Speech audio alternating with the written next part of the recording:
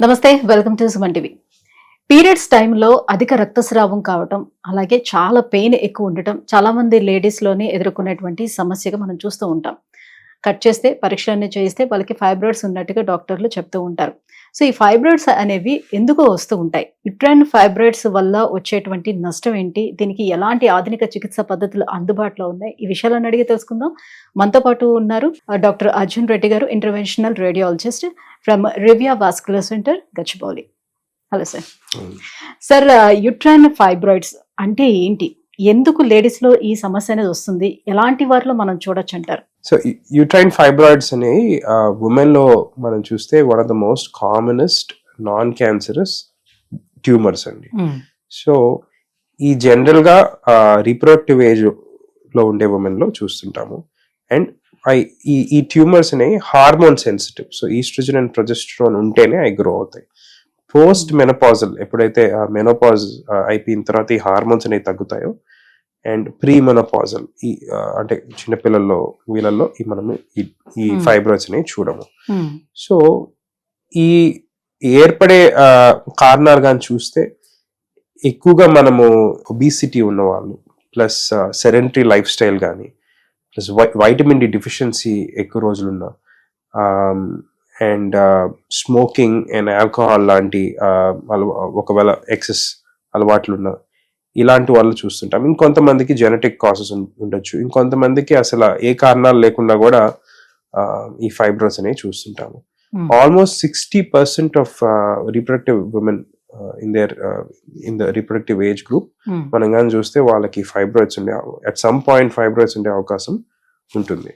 So అందరికీ fibroids ఉన్న ప్రతి ఒక్కరికి ట్రీట్మెంట్ అవసరం ఉండకపోవచ్చు. చాలా మందికి జస్ట్ 1 or 2 centimeter ఫైబ్రాయిడ్స్ ఉంటాయి. ఏ హార్మ్ కాస్ట్ ఎన్ని సెంటీమీటర్స్ వరకు ఫైబ్రాయిడ్ పెరిగే ఛాన్స్ ఉంటుంది? అప్పర్ సైజ్ లిమిట్ అనేది ఉండదండి. అంటే 25-30 centimeters కూడా వెళ్ళిన ఫైబ్రాయిడ్స్ చూస్తున్నాము. సో ఆబ్వియస్లీ అంత పెద్ద అయ్యే లోపల ఉమెన్ చాలా మంది ముందరే అలర్ట్ అయ్యి వాటిని ట్రీట్ చేయించుకుంటారు. కాబట్టి అంత ఫ్రీక్వెంట్ గా అంత పెద్దవి చూడము. బట్ కామన్ గా వి సీ ఎనీవేర్ ఒక 18 centimeters లోపల ఉండే ఫైబ్రాయిడ్స్ మనం చూస్తుంటాం. కొంతమందికి మల్టిపుల్ ఫైబ్రాయిడ్స్ ఉంటాయి, ఒకటే కాకుండా.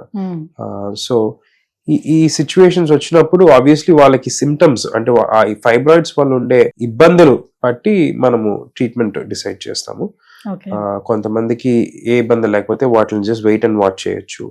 కొంతమందికి మందులతో మేనేజ్ చేయొచ్చు. ఇంకొంతమందికి ఏదైనా నాన్ సర్జికల్ ట్రీట్మెంట్స్ ద్వారానో లేకపోతే సర్జికల్ ట్రీట్మెంట్స్ ద్వారానో కూడా మనము ఈ ట్రీట్ చేయగలుగుతాం. అంటే మల్టిపుల్ ఫైబ్రాయిడ్స్ వచ్చే లోపు వాళ్ళకి ఏదో ఒక సిమ్టమ్ అనేది తెలుస్తుంది కదా. సో 1-2 ఉండేటప్పుడే పెయిన్ భరించలేనంత ఉంటుందని చెప్తూ ఉంటారు. సో అన్ని ఉండేటప్పుడు వాటన్నిటిని కూడా తీయాల్సిన అవసరం ఎంతవరకు ఉంటుంది? సో ఫైబ్రాయిడ్ సిమ్టమ్స్ అనేది చాలా అంటే మనిషికి కొంతమందికి, ఈ మధ్య నేను ఒకరిని చూశాను, ఒక patient 15 centimeter fibroid 50-year-old women లో చూసాము. కానీ ఫైబ్రాయిడ్ ఉన్నట్టు కూడా తెలియదు. జస్ట్ ఒక అల్ట్రాసౌండ్ హెల్త్ చెకప్ లో అది బయటపడింది. సో ఫైబ్రాయిడ్స్ ఉన్న వారికి ప్రతి ఒక్కరికి నొప్పి ఉంటుందనో, ప్రతి ఒక్కరికి హెవీ బ్లీడింగ్ ఉంటుందనో అనేది ఉండదు. దాని location plus person to person చాలా వేరియేషన్ ఉంటుందండి. సో ట్రీట్మెంట్ ఎప్పుడైతే వాళ్ళకి అది సిమ్టమాటిక్ అవుతుందో, or if it's quite large enough, పెద్దది ఉన్నప్పుడు ట్రీట్మెంట్ ఆఫర్ చేస్తాం. కొంతమందికి ఫైబ్రాయిడ్స్ ఉన్న దాని వల్ల ఫర్టిలిటీ కూడా ఎఫెక్ట్ అవ్వచ్చు. సో కన్సెప్షన్ డిఫికల్టీస్ ఉన్నప్పుడు వాళ్ళకి కూడా ట్రీట్మెంట్ ఆఫర్ చేయాల్సిన అవసరం ఉంటుంది. అంటే ఇప్పుడు గతంలో అయితే యుట్రస్ పక్కన ఫైబ్రాయిడ్స్ వస్తే యుట్రస్ కూడా తొలగించేసేవారు ఒకవేళ వాళ్ళకి పిల్లలు కనుక అయిపోయినట్లయితే. కానీ అసలు యుట్రస్ అనేది ఎఫెక్ట్ చేయకుండా, దాన్ని తొలగించకుండా ఇప్పుడేమైనా లేటెస్ట్ గా మనకి ట్రీట్మెంట్స్ అందుబాటులోకి వచ్చాయా? ఆబ్వియస్లీ యూట్రైన్ ఫైబ్రాయిడ్ ఎంబలైజేషన్ అనేది ఇప్పుడు ఇంకా చాలా మందికి దాని గురించి అవేర్నెస్ లేదు. కానీ అది ఒక 35-year-old ప్రొసీజర్ అది. సో ఇదొక నాన్ సర్జికల్ ఆప్షన్. ఏదైతే ఈ ఫైబ్రాయిడ్స్ ఉన్నాయో వాటి వరకు మనము బ్లడ్ సప్లై కట్ చేసి వాటి సైజ్ తగ్గించి యూట్రస్ ని ప్రిజర్వ్ చేయగలుగుతున్నాము. ఈ నాన్ సర్జికల్ ఆప్షన్ కాకుండా మయోమెక్టమీ అని ఇంకో ట్రీట్మెంట్ ఉంది, laparoscopic are open myomectomy.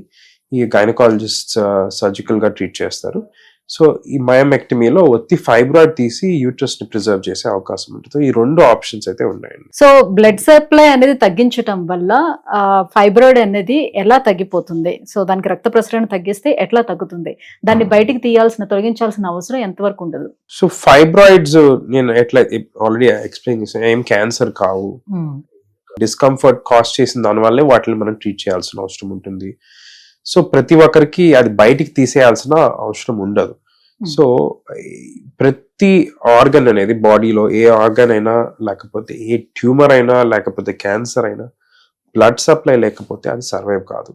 So మనం ఈ ఎంబలైజేషన్, ఇంటర్వెన్షన్ రేడియాలజిస్ట్ ఈ ఎంబలైజేషన్ అనే ఒక ప్రొసీజర్ ద్వారా ఈ బ్లడ్ సప్లైని మ్యానిపులేట్ చేసి వేరియస్ ఆర్గన్స్ లో వేరియస్ కైండ్ ఆఫ్ జబ్బుల్ని మనము ఆల్మోస్ట్ 3 to 4 decades నుంచి మనం ట్రీట్ చేయగలుగుతున్నాము. సింపుల్ బ్లీడింగ్ తో వచ్చిన ఒక పేషెంట్, ఒక గడుపులో కానీ ఎక్కడైనా బ్లీడింగ్ తో వచ్చిన పేషెంట్ కానీ, ఆర్ ఎవరికైనా ఒక యాక్సిడెంట్ అయ్యి ఎక్కడైనా బ్లీడింగ్ అయ్యి కంట్రోల్ చేయలేకపోయినా, or liver cancers, any uterine fibroids, prostates, వీటన్నిటికీ ఇప్పుడు ఈ మధ్యన థైరాయిడ్ కూడా చేస్తున్నాం. వీటన్నిటికీ జస్ట్ ఈ బ్లడ్ సప్లై మాడ్యులేట్ చేసిన దానివల్ల దానికి బ్లడ్ సప్లై, ఒక ఆర్గానిక్ కానీ ఒక ట్యూమర్ కానీ బ్లడ్ సప్లై ఆపేసిన దానివల్ల దానికి అందాల్సిన ఆహారము, న్యూట్రిషన్ ఈ అందనప్పుడు ఆబ్వియస్లీ అది సైజు తగ్గి ఆ టిష్యూ చనిపోతుంది. సో ఆ చనిపోయినప్పుడు బాడీ ఆ చనిపోయిన టిష్యూని దాని క్లియరెన్స్ సిస్టమ్ అని ఒకటి ఉంటుంది, వైట్ బ్లడ్ సెల్స్ అని, మ్యాక్రోఫేజెస్ అని, ఈ పోయి ఆ చనిపోయిన డెడ్ టిష్యూని ఓవర్ టైం క్లియర్ చేసి ఏదైతే మిగిలిన ఫైబ్రాయిడ్ ఉంటుందో ఒక చిన్న స్కార్ లాగా ఏర్పడిపోయి ఇంకేమి ప్రాబ్లం కాస్ట్ చేయకుండా అక్కడికి ఉండిపోతుందండి. సో ఫైబ్రాయిడ్స్ అనేవి క్యాన్సర్ అయితే కాదు, క్యాన్సర్ కణితులు అయితే కావు, సో అంత వరి అవ్వాల్సిన నెసిటీ లేదు అని చెప్తున్నారు. కానీ ఇది ఎప్పుడు ప్రమాదకరంగా మారే అవకాశం ఉంటుంది? సో కొంతమందికి ఈ యూట్రైన్ ఫైబ్రాయిడ్స్ ఒకవేళ మనము ఎవిడెన్స్ కానీ చూస్తే, ఆర్ సైంటిఫిక్ రీసెర్చ్ కానీ చూస్తే, 1 in 300 to 1 in 1000 women లో ఎవరికైతే ఫైబ్రాయిడ్స్ కోసం సర్జరీ చేసినప్పుడు అది బయటికి తీసినప్పుడు నేను చెప్పిన నంబర్లో ఒక్కరిలో ఆ క్యాన్సర్ ఉండే అవకాశం ఉండొచ్చు. సో ఇది వెరీ రేర్ అన్నమాట. సో ఏదో ఒక 500,000 పీపుల్కి ఒక్కరికి అయ్యే అవకాశం ఉంటుంది. సో ఈ క్యాన్సర్ ని యూట్రైన్ లియోమయోసార్కోమా, LMS అని అంటాము. సో ఇది కూడా ఒకవేళ ఈ క్యాన్సర్ ని సస్పెక్ట్ చేసి, జనరల్ గా 45 and 50 years అబౌవ్ ఉన్న వారికే ఈ క్యాన్సర్స్ ఎక్కువగా చూస్తుంటాము. సో సడన్ గ్రోత్ ఉన్న వారికి, అంటే ఎవరికైతే ఫైబ్రాయిడ్ గ్రోత్ చాలా ఫాస్ట్ గా అవుతుందో ఇలాంటి వారికి, ప్లస్ ఏజ్ ఉన్న వారికి సస్పెక్ట్ చేస్తాం. సస్పెక్ట్ చేసినప్పుడు వాళ్ళకి ఒక ఎంబలైజేషన్ ముందర కానీ ప్రతి ఒక్కరికి మేము ఒక MRI స్కాన్ చేపిస్తామండి. ఈ MRI స్కాన్ లో ఆల్మోస్ట్ 90 to 95% ఈ క్యాన్సర్స్ ని మనము పిక్ చేయగలుగుతాం. సో ఒక్కసారి యూట్రైన్ లియోమయోసార్కోమా సస్పిషన్ ఉంటే వాళ్ళకి ఈ ఎంబలైజేషన్ ఆఫర్ చేయము. సో డైరెక్ట్లీ మేము హిస్టరెక్టమీకే సజెస్ట్ చేస్తాము. సో ఒకవేళ ఆ డౌట్ వచ్చినప్పుడు వీ డోంట్ ఆఫర్. అండ్ సర్జరీలో తీసేసినప్పుడు, టిష్యూ తీసినప్పుడు వాళ్ళు ఒక పెథాలజిస్ట్ తీసిన తర్వాత కన్ఫర్మేషన్ ఇస్తే, ఒకవేళ అది క్యాన్సర్ అని తెలిస్తే దాన్ని బట్టి వాళ్ళకి ఆ ట్రీట్మెంట్ చేస్తాం. సో ఇప్పుడు మల్టిపుల్ ఫైబ్రాయిడ్స్ ఉండేటప్పుడు ఎంబలైజేషన్ చేసిన తర్వాత కూడా మళ్ళీ వాళ్ళల్లో ఎంతవరకు వచ్చే ఛాన్స్ ఉంటుంది? మళ్ళీ రావడానికి ఉంటుందా ఫైబ్రాయిడ్స్ ఛాన్స్? ఫైబ్రాయిడ్స్ ఎలాంటి అష్యూరెన్స్ ఏమి ఇవ్వలేమంటారా? సో ఫైబ్రాయిడ్స్ ని కానీ చూస్తే రికరెన్స్ అనేది అయ్యే అవకాశము చాలా మందికి చూస్తుంటాము. బట్ ఏజ్ డిపెండెంట్ కూడా ఉంటుందండి. అంటే ఫర్ ఎగ్జాంపుల్ ఒక 30 years లో ఉన్న విమెన్ కి మనం ఫైబ్రాయిడ్స్ ట్రీట్ చేసినా ఇంకా చాలా రీప్రొడక్టివ్ ఏజ్ ఉంది కాబట్టి మళ్ళీ వచ్చే అవకాశం ఉంటుంది, రైట్? అది సర్జికల్ గా మయోమెక్టమీ చేసినా, ఫైబ్రాయిడ్ ఎంబలైజేషన్ చేసినా మళ్ళీ వచ్చే అవకాశం ఉండొచ్చు. అంటే డేటాలో, స్టడీస్ లో చూస్తే ఒక మయోమెక్టమీ చేస్తే మళ్ళీ 15% పీపుల్ కి ఓవర్ ద నెక్స్ట్ డెకేడ్ చూస్తే కొంతమందికి తిరిగి వచ్చే అవకాశం ఉంది అని అన్నారు. సో సేమ్ టైం ఎంబలైజేషన్ చేస్తే ఒక 7 to 8% రికరెన్స్ రేట్ అనేది స్టడీస్ లో చూస్తుంటాము.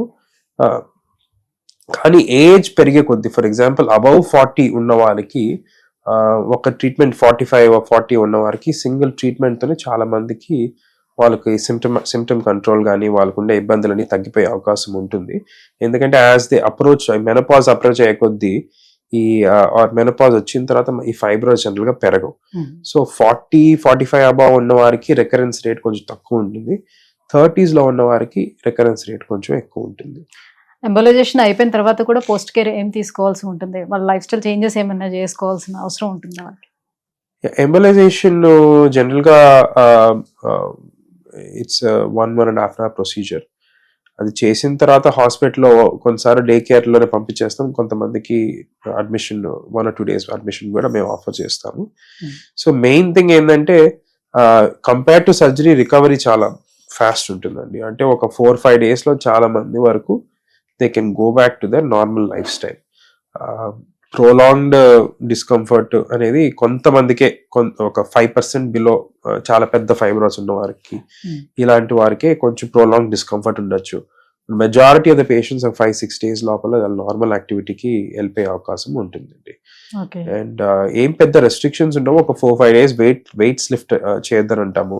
విగరస్ ఎక్సర్సైజెస్ చేయకుండా ఉండాలి. సో అంతవరకు చేసుకుంటే చాలు. Thank you sir. సో ఇటువంటి ఫైబ్రాయిడ్స్ ఎందుకు స్త్రీలలో ఎక్కువగా కనిపిస్తూ ఉంటాయి, దీనికి అందుబాటులో ఉన్నటువంటి ట్రీట్మెంట్స్ గురించి కూడా ఎక్స్ప్లెయిన్ చేసినందుకు thank you so much. So viewers, చాలా మంది స్త్రీలు ప్రతి నెల కూడా వాళ్ళకి పీరియడ్స్ వస్తున్నాయంటే చాలా భయపడిపోతూ ఉంటారు. బికాస్ ఆఫ్ ఈ యూట్రైన్ ఫైబ్రాయిడ్స్ ఎవరైతే ఉంటారో వాళ్ళు చాలా ఇబ్బంది పడుతూ ఉంటారు. ఇక పైనుంచి అలాంటి ఇబ్బంది పడాల్సిన నెసెసిటీ లేదు. జస్ట్ 1 dayలోనే మనం సింపుల్ గా కూడా ఈ ఎంబోలైజేషన్ ట్రీట్మెంట్ తీసుకోవటం ద్వారా దీనికి చెక్ పెట్టే అవకాశం కూడా ఉంటుంది. కాబట్టి ఎంత మాత్రం కూడా ఆలస్యం చేయకుండా వెంటనే అప్రోచ్ అవ్వండి. రివ్యా వాస్కులర్ సెంటర్ని అప్రోచ్ అవ్వండి. గచ్చిబౌలిలో ఉంది. డెఫినెట్ గా ఇక్కడ చాలా మంచి ట్రీట్మెంట్స్, అత్యాధునికమైనటువంటి ట్రీట్మెంట్స్ కూడా ఇక్కడ అందుబాటులో ఉన్నాయి. Thank you.